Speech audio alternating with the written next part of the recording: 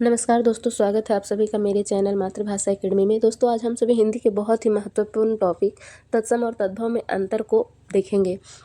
कोई भी प्रतियोगी परीक्षाओं में या 10th बोर्ड के परीक्षा में तत्सम तद्भव से हमारे प्रश्न ज़रूर आते हैं और हम वहीं पर उलझ जाते हैं, दोनों में अंतर नहीं कर पाते। तो आज हम इस प्रकार चीज़ों को देखेंगे कि हम वर्ड को, शब्द को देखते ही जान जाएंगे कि ये तत्सम है या तद्भव है।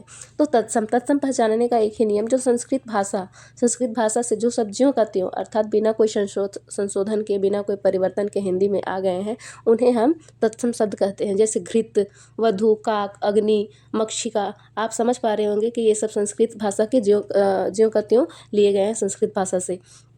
तद्भव शब्द आपके हो जो संस्कृत भाषा, उसी के उल्टा जो संस्कृत भाषा से जो शब्द हिंदी में परिवर्तन के बाद अर्थात संशोधन के बाद लिए गए हैं, वो आपके तद्भव शब्द कहलाते हैं।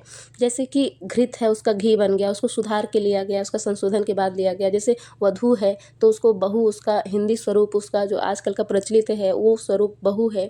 काक जो पहले संस्कृत में, आज भी संस्कृत में प्रयोग होता है, लेकिन उसका हिंदी में कौआ अब बोलते हैं, अब उसको, वो उसका तद्भव रूप कौआ है। और अग्नि का आग है, मक्षिका जो संस्कृत का है, उसका तद्भव शब्द है मक्खी। तो हम ये चीज़ जान पाए कि जो तत्सम है वो संस्कृत का शब्द, संस्कृत में आज भी प्रयोग होता है, और ज्यों का त्यों हिंदी में उठाकर रख दिया गया है, वो आपका तत्सम शब्द कहलाएगा। और तद्भव वो जो कि परिवर्तन के बाद, संशोधन के बाद हिंदी में प्रयोग किया जाता है। दोनों के अर्थ समान है लेकिन स्वरूप बदल गया है दोनों का, वो तद्भव कहलाता है।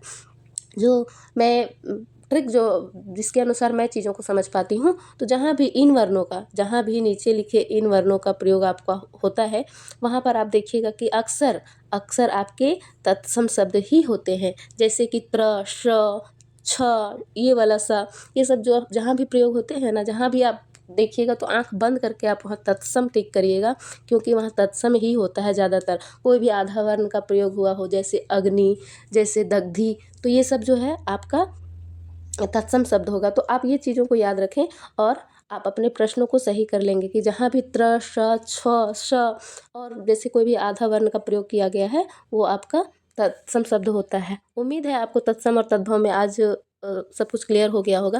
वीडियो पसंद आई हो तो लाइक करिए, शेयर करिए, चैनल को सब्सक्राइब करिए। धन्यवाद।